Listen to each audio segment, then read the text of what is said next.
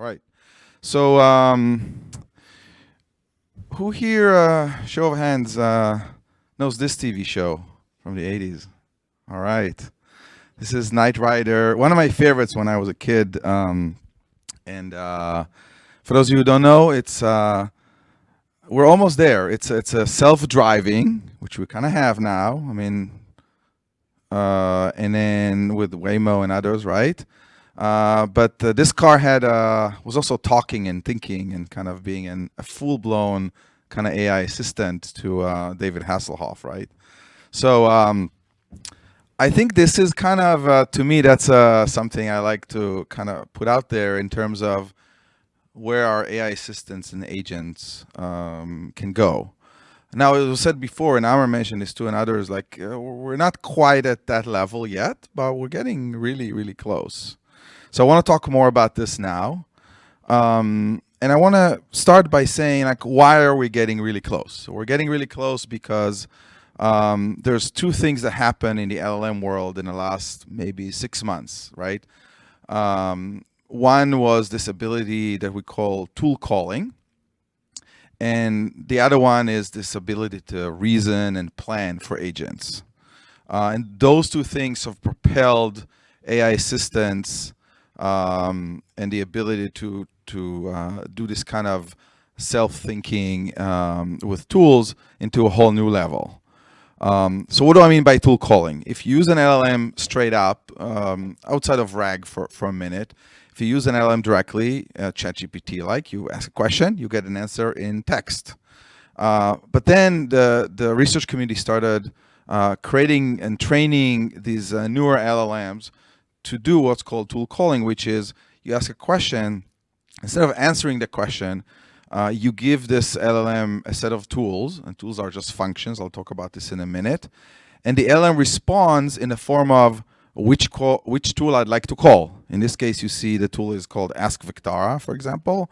And the query is what is revenue? The ticker is Apple, and the year is 2022. So it automatically looked at the query, understood the intent of what I wanted to do, looked at the tools it had available, and decided to parse out Apple into the ticker, the year into this, and call the tool appropriately. Now, it actually doesn't call the tool. It just tells the software that called it, you should call this tool now and get the response and give it back to me. But it's able to do this in kind of a JSON format and give us all the arguments needed, which is actually really, really powerful. And the second piece is this assistant reasoning and planning. So this is the idea that when you want to do this, sometimes you need multiple steps. And so there's a lot of different ways people do this, shown here on the left. There's a function calling from OpenAI, something called chain of thought, React, which is short for reason and act. And I'm showing React as one of the approaches here. It's a little bit of a prompting technique to the LM to say, please, plan using the tools how to do this, and follow this process of a sequential process of thought, action, observation. And so you ask the LM to do this, it gets you a thought, action, observation. The action is what tool to call. You call the tool, you get the response, and you keep going like this until you get to the end of the process. So that's how React works. But every one of these techniques, and they're mostly coming from the academic research and the research labs, the commercial research labs, are sort of different ways to approach this. And again, finally, it's kind of working, and the LMs can do this. These things work really well. There's going to be a lot more about this that's going to follow, but it's kind of working nice. So if you look at what people call agentic RAG, it's kind of this diagram. So you start with the user query, the LLM, or the agent. It's kind of what's shown here as the agent, right? Where's my letter? This. I don't know if we can. Anyway, this thing called the agent is kind of responsible for it. So it takes the query, it tries to understand the intent and what the query means, looks at all the tools that you have available here. Here, for example, we're showing 5 tools. Some of them could be tools to call Vectara with a text-based corpus, maybe even 2 of them with 2 different types of corpora. But a tool could also be calling an API. Either an internal API in your enterprise, or could be calling a paywall service that you have, like LexisNexis or some other thing like that. Or you can also have a tool to call your internal, mission critical database for some information that's real time. So it could be essentially anything you want. And the nice thing is that the agent loop sort of like reasons and decides what the sequence of calls need to be to those tools. It executes that, and then it collects or assembles all this information and then responds to the user. And what I want to show you in a couple slides here is an actual demo of this going live, and it's really cool. I love showing this. Before there's just one more thing. What is these tools, right? So I kind of hinted that the tool is anything you want, but what does that mean? Right now, typically it's just a Python function. So you define a Python function with what are the arguments and what is the return type, and you give it as a tool. It could be just doing some compute, so it could take a number and multiply it by 2 or whatever. I mean, whatever math function you want, or calculate EBITDA if you want from some other financial metrics or some other thing like this. It could call a Vectara, make an API call to Vectara RAG and get a response and use that. It could be, again, another internal API or external API, or could call a database. And importantly, remember, Amr made this distinction between AI assistants, AI agents, and a tool could also be the one that takes an action. And again, we think this is probably a year out to get that level of applications, but it could send an email or create a calendar event or book a flight or something like this, which when these things are reliable enough would be, again, really useful for automation. So I want to show you 2 demos. I'll start with this one. Can I have the connector to my laptop, please, here? Let's see if I can do that.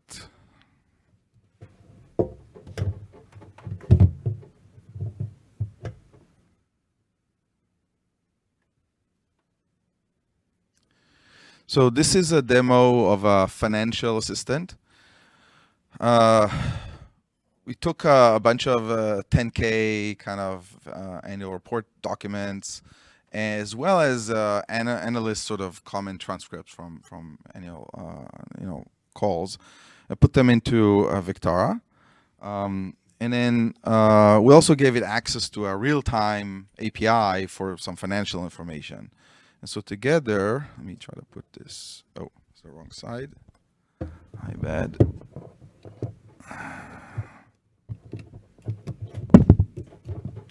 All right, maybe I'll start using this one. Okay, I got to move this. No? You can change your display settings. Okay. Sorry about that. Let me figure this out here.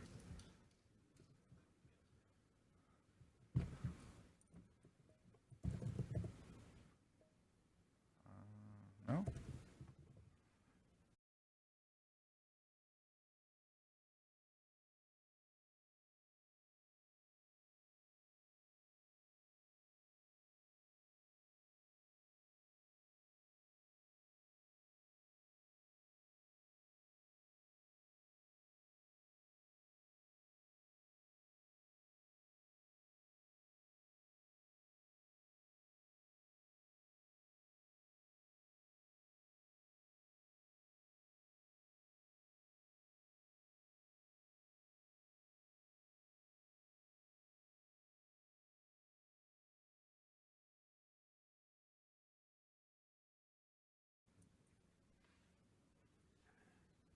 You can also do mirrors so that you can see what's going on Okay. on your laptop. Yeah, I think mirror would be better, but now I can't find this. Never mind. I'll do it this way. So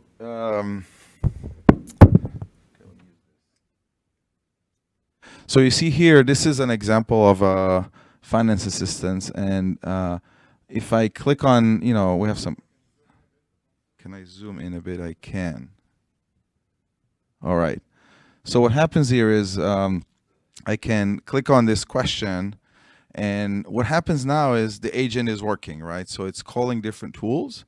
It's collecting the information. As you can see here, it's changing different things that it's doing. And what I want to do is I want to get to the end of it, show you the result, and then I'll show you the logs of actually what actually happened underneath the covers here. So if I, okay, here we go. So you see, it gave this response that said, I asked it, what is the 2023 revenue for NVIDIA at Intel and how they compare and what are the risks that they are reporting, right? So it's a complex question on multiple parts. And what happened here is it first reported on the revenue numbers, which it picked up from calling the API revenue of this, and Intel reported revenue of that and compared it. And actually, then reported on the risks that I asked it for. So let's see how it picked up that information. And by the way, you can see there is also, again, links to, like with explainability is kind of built in. So you have these links to where it took it from. But if you look at the logs, you can see what happened, right? So the agent sort of first called this tool called Get Company Info. And this is a tool I gave it when I designed this to say, here's the companies you can ask questions about. So if I ask a question about a company that's not in scope, it will say, yeah, I don't have that. And also the valid years where we have information from that we crawled into Vectara. And then it asked this, it called this external API to say get income statement for NVIDIA in 2023. Then it called it again for Intel in 2023. You got the responses. And then it called this Vectara tool called Ask Transcripts. And the query was risks. And again, the year and the ticker was automatically parsed from my query. And again, it called it twice, one for Intel, one for NVIDIA. Got all the responses and really composed this answer. So this is, I really want to show you kind of what's underneath the covers to show how good it is and just kind of trying to understand what the intent is, breaking it down to the individual tool calls that it needs to do and call them appropriately, then combining all this information together. All right, so that's that piece. Now, I don't know how I'm gonna turn, can you turn on back to the slides, please? Take this out for a minute.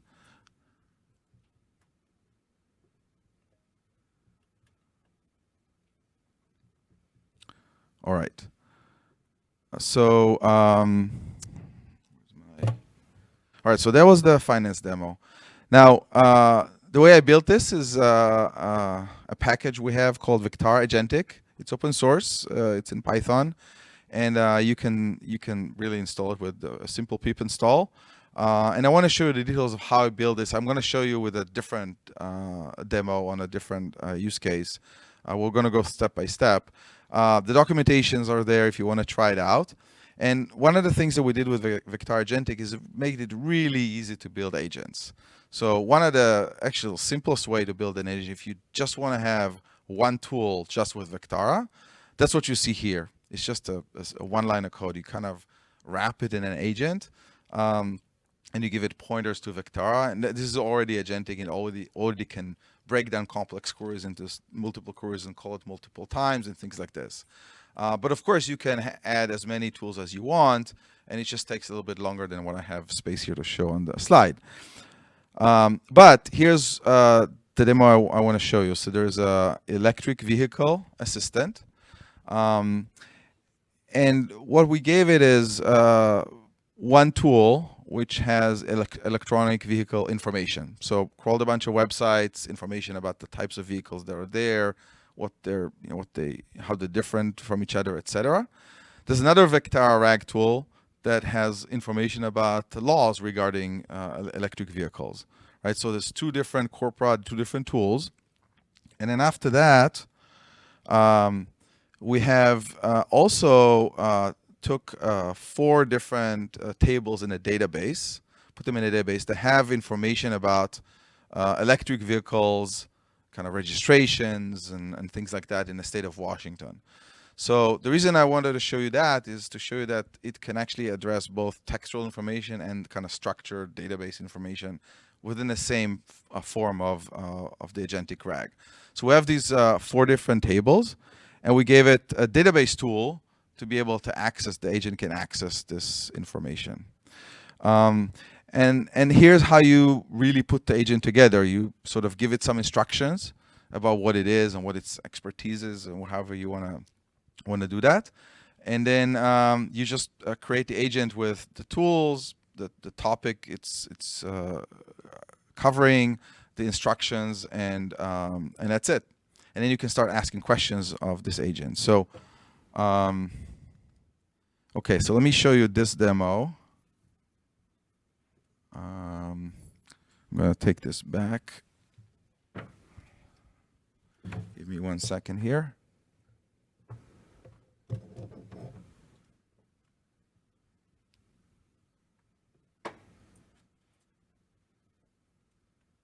Oh.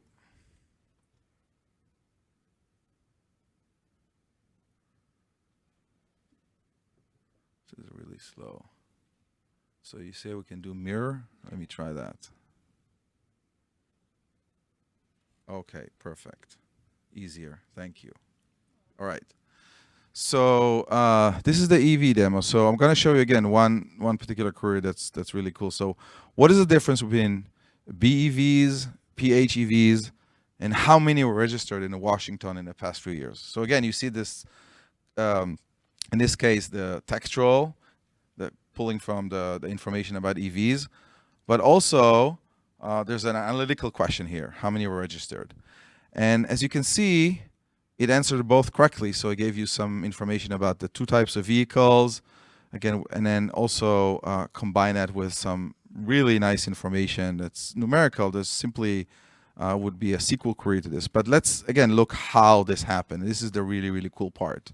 So again, the agent started by asking this question, and it first pulled out of it the difference between BEVs and PHEVs as its kind of Vectara RAG query. So it called this tool ask vehicles, got the response. Okay, great. And now it's, and by the way, the three dots here, just we cut off some of these answers, so it's not like taking the whole screen on. But now it doesn't know anything about the database table's content. It just knows that it has tools to access something about database tables. And so this is a really cool part. The first thing it does is it calls this list tables. So, okay, tell me which tables I have. So I got registrations, population, this and this. And then it decided, okay, the next thing I need to do is describe, there's another tool called describe tables. And the tables I want to describe are the EV registration. And what this does is it returns a sort of a schema of the table, the different fields and their types, right? If you can think of yourself as a SQL analyst, that's what probably you will do too. You'll go and kind of want to know what the tables have and what types are there. The third thing it does is it decides on this field, which probably it will need to use for querying. It's calling this load unique values, which is another tool we have provided to it. So it understands what the unique values are. Maybe it's PHE versus BEV versus PHEV, and maybe they're in lowercase, in uppercase, however they're written is unclear. So I think the tool needs to know like what actual values are in that text field. So it gets this answer, and it's like these are the unique values, 3 types of values. And then, and this is the really cool part, it actually decided to call the main tool that allows it to do a SQL query and automatically generated this particular SQL query right here that is mapping to what the question was. So this is, we never told it to do this. This is not part of the tools. It just generated the right SQL for you, got these answers right here. And then, of course, the agent had everything he needed to have, and went ahead and created this output, this beautiful output that gives you as a user everything you need to know. So that's the demo I wanted to show. I love this stuff. This is like incredibly useful. We don't have to know the SQL we need for that. So I'm going to go back to, I think, one more slide here. If you can connect me back to the slides, please. All right. So yeah, so as Amr said in the beginning of the day, I'm Ofer. I'm head of developer relations. If you have any questions about how to develop with Vectara, how to use our API, I'm your guy. Here's my contact information. You can link to me, and also we have a special QR code if you're in the middle of a project for an enterprise and you have problems and your RAG is too complex. I'm very knowledgeable about all these areas, and I'm happy to help. So you can reach out and set up some time with me.